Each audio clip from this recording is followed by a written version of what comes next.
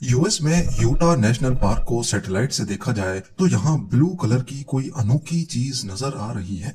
इस व्यू को थोड़ा और करीब कर लें तो कैनियंस के बीचों बीच एक शानदार नजारा देखने को मिलता है। ब्लू, येलो और ग्रीन कलर के टोटल 23 बॉन्ड्स हैं जो इस जगह की खूबसूरती को बेइंतहा बढ़ा रहे हैं। पर इस वीराने में जहां सारे पहाड़ और चट्टानें ब्राउन कलर की हैं, वहां ये खूबसूरत ब्लू पॉन्ड्स कर क्या रहे हैं?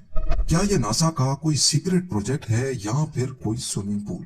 हकीकत में इसका जो असल मकसद है वो इससे कहीं ज्यादा फैसिनेटिंग है। नाजरीन, इन खूबसूरत ब्लू पॉन्ड्स को समझने के लिए हमें 1500 साल पास्ट में जाना होगा, जब इंसानों ने पहली बार बॉन फायर की मदद से एक यूनिक केमिकल एलिमेंट ढूंढा था। जी हाँ, वही बॉन फायर जो हम सर्दियों में जलाकर खुद को गर्म रखते हैं। तरीका सिंपल है, सिर्फ चंद लकड़ियों को आग लगानी है, लेकिन इस बार गरमाइश के लिए नहीं बल्कि पीछे बचने वाली ऐश यानी राख के लिए। ये ऐश हम एक पॉट में डालकर इसमें कुछ पानी डालेंगे, क्योंकि ऐश में बहुत से केमिकल कंपाउंड्स होते हैं, लेकिन कुछ पानी में डिसॉल्व होकर पानी का कलर कुछ ऐसा बना देते हैं। अब हम इस पानी को फिल्टर करके इसको धूप में सूखने के लिए रख देंगे। जब पानी एवोपरेट हो जाएगा तो पीछे कुछ इस तरह के क्रिस्टल्स बच जाएंगे। ये वो केमिकल एलिमेंट है जो इंसान कई सदियों से इस्तेमाल करते आ रहे हैं, और क्योंकि ये एक पॉट और ऐश की मदद से बनाया गया है, इसी वजह से इसका नाम पॉट ऐश रखा गया। पहले लोग पॉट ऐश को इस्तेमाल करके सोप यानी साबुन बनाते थे, कपड़ों को रंग करते थे और ग्लास प्रोडक्ट्स की प्रोडक्शन में भी पॉट ऐश इस्तेमाल होता था। जैसा कि एनिमल फैट को पिघलाकर इसके ऊपर पॉट ऐश डालने से ये लिक्विड साबुन बन जाता है, इसी तरह ग्लास की प्रोडक्शन में पॉट ऐश डालने से ग्लास का मेल्टिंग पॉइंट कम हो जाता है और इसको पसंद की शेप देना बहुत आसान हो जाता है। इंसानों की बढ़ती हुई पॉपुलेशन के साथ देखते ही देखते पॉट ऐश की डिमांड इतनी ज्यादा बढ़ गई कि ईयर 1788 में पॉट ऐश की प्रोडक्शन के लिए हजारों फैक्ट्रीज बन चुकी थी। इन फैक्ट्रीज में सिर्फ लकड़ियां जलाई जाती थी, वो भी सिर्फ ऐश जमा करने के लिए। ईयर 1790 में सैमुअल हॉपकिंस नामी एक इन्वेंटर ने पॉट ऐश की प्रोडक्शन में एक नया तरीका इन्वेंट किया, जिससे पॉट ऐश के लिक्विड को धूप में नहीं बल्कि भट्टी में बेक किया जाता था। इस नए तरीके से पॉट ऐश की प्रोडक्शन में बहुत कम टाइम लगने लगा। ये अमेरिकन हिस्ट्री का पहला पेटेंट था जिसको first American president George Washington ने साइन किया था। इस पेटेंट की वजह से पॉट ऐश को बहुत ज्यादा हाइप मिली और अब अलग अलग साइंटिस्ट इस पर मुख्तलिफ एक्सपेरिमेंट्स करना शुरू हो गए। पर इन्हीं सब के बीच एक एक्सपेरिमेंट ऐसा था जो दुनिया को हमेशा हमेशा के लिए बदलने वाला था। पेटेंट साइन होने के चंद सालों के बाद 1807 में हम्फ्री डेवी नामी साइंटिस्ट ने नम पॉट ऐश को एक पॉट में डाला और उसको बैटरी से करंट दिया।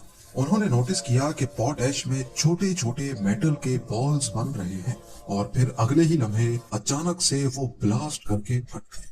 डेवी ने दुनिया को एक नया एलिमेंट ढूंढ कर दिया, पर इस एलिमेंट का नाम क्या था? अब क्योंकि ये पॉट ऐश से ही निकला था, इसीलिए डेवी ने इसको पोटेशियम का नाम दिया। जी हाँ, पोटेशियम।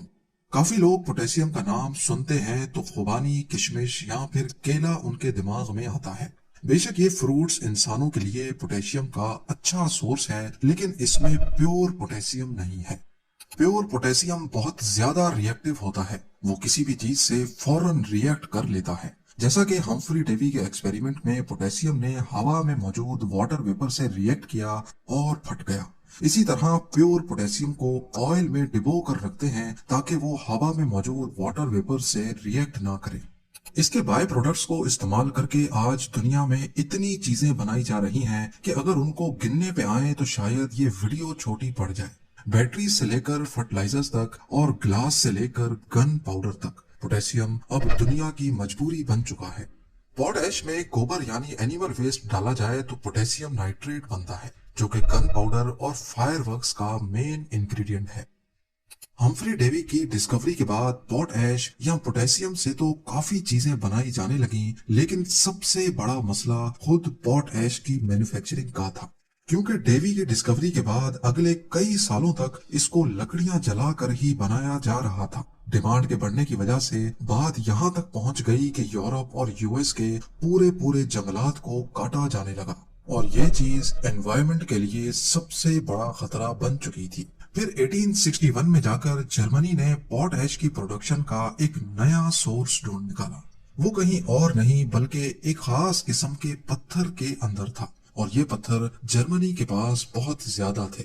जर्मनी की ये नई खोज बहुत फायदेमंद साबित हुई। इस तरीके से पॉट ऐश की प्रोडक्शन ना सिर्फ सस्ती पड़ती थी बल्कि इससे दरख्तों की भी बचत हो गई। अब उनके पास इतना ज्यादा पॉट ऐश था कि उन्होंने इसको इधर उधर फेंकना शुरू कर दिया, जिससे इसके नए फायदे निकल कर सामने आ गए।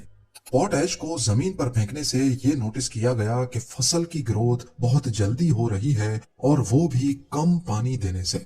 अक्सर फार्मर्स को पानी का बहुत बड़ा मसला रहता था, लेकिन पॉट ऐश डालने से कम पानी में भी फसलें फल फूल जाने लगी। कुछ ही सालों में जर्मनी पॉट ऐश का नंबर 1 एक्सपोर्टर बन गया। 1910 में यानी वर्ल्ड वॉर 1 से सिर्फ 4 साल पहले जब पूरी दुनिया जर्मनी के पॉट ऐश पे डिपेंडेंट हो चुकी थी, जर्मनी ने अपना पहला वार पॉट ऐश की एक्सपोर्ट बंद करके किया।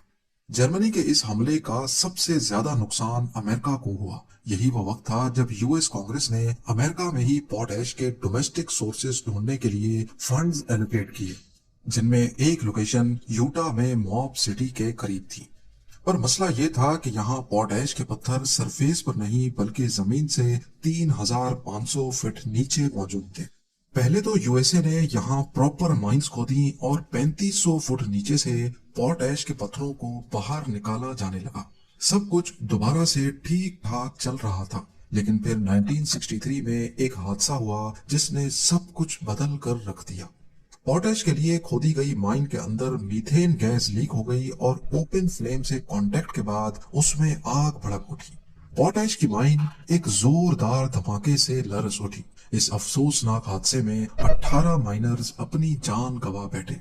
अगले ही साल एक कैनेडियन माइनिंग कंपनी ने जमीन से पॉट ऐश निकालने का एक नया तरीका डिस्कवर किया। उन्होंने यूटा में ही 3500 फुट नीचे तक एक शाफ्ट खोदी और उसमें प्रेशराइज्ड पानी डाला। पॉट ऐश के डिपॉजिट्स उस पानी में मिक्स हो जाते थे और फिर दूसरी शाफ्ट से वो पानी ऊपर आकर एक पॉन्ड में भरा जाता था। यही वो सेम पॉन्ड है जिसको हम आज मुख्तलिफ कलर्स में देख सकते हैं। अगर आप ये सोच रहे हैं कि इनका ब्लू कलर इसमें मौजूद पॉट ऐश की वजह से है, तो आप गलत हैं। पानी का कलर ब्लू करने के लिए इसमें कॉपर सल्फेट मिलाया जाता है ताकि खड़े खड़े पानी में बैक्टीरिया की ग्रोथ भी ना हो, और क्योंकि ब्लू कलर सनलाइट को ज्यादा अट्रैक्ट करता है जिससे एवोपरेशन भी तेज हो जाती है। सूरज की गर्माइश इन बॉन्ड्स को एवोपरेट करती है और पीछे बचता है प्योर पॉट ऐश। यूटा की इस लोकेशन में टोटल 23 पॉन्ड्स हैं जो 400 एकड़ के एरिया पर फैले हुए हैं। एक एक पॉन्ड को एवोपरेट होने में करीब 6 से 8 महीने लगते हैं। जैसे जैसे पानी कम होता जाता है ये पॉन्ड ब्लू से ग्रीन और फिर येलो हो जाते हैं और आखिर में ये वाइट क्रिस्टल की फॉर्म में पॉट ऐश बचता है जिसको ट्रक्स में लोड करके भेज दिया जाता है। पॉट ऐश को इंसान सदियों से अपने प्रैक्टिकल यूज में लेकर आते रहे हैं और सदियों से ही ये इंसान का मेजर अर्निंग सोर्स भी रहा है।